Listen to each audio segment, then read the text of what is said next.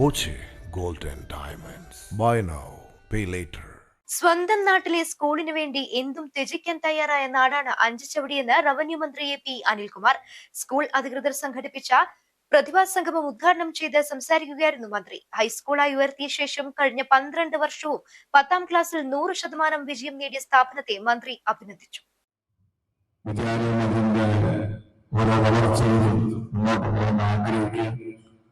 ഒരു വിദ്യാലയത്തെ ജനങ്ങൾ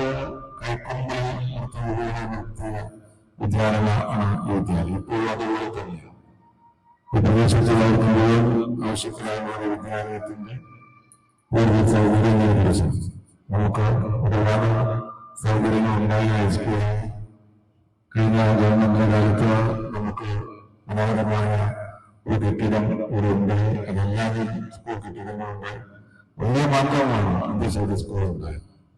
പക്ഷെ മാറ്റം എത്രമാത്രം ഉണ്ടായിക്കഴിഞ്ഞാലും അത് സംതൃപ്തിയില്ലാതെ ഒരു മോശം ലക്ഷ്യമാണ്. നല്ല കാര്യമാണ്. കാരണം കൂടുതൽ ഉണ്ടാകണമെന്ന് ആഗ്രഹിക്കുക എന്നുള്ളതാണ് ഏറ്റവും പ്രധാനപ്പെട്ട കാര്യം.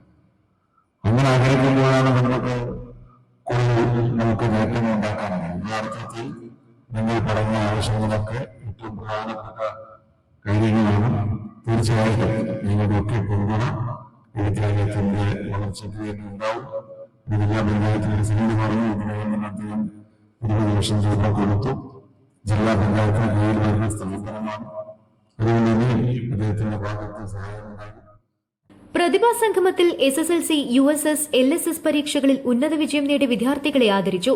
സർക്കാർ തലത്തിൽ ഹയർ സെക്കൻഡറി ഇല്ലാത്ത പഞ്ചായത്തായ കാളികാവിൽ ഏക സർക്കാർ ഹൈസ്കൂളായ അഞ്ചുചവടിയിൽ ഹയർ സെക്കൻഡറി അനുവദിക്കണമെന്നാവശ്യപ്പെട്ട് മന്ത്രിക്ക് PTA നിവേദനം നൽകി. ദീർഘകാലം സ്കൂളിന്റെ PTA പ്രസിഡന്റായി സേവനമനുഷ്ഠിച്ച KT റഷീദിനെ ചടങ്ങിൽ ആദരിച്ചു.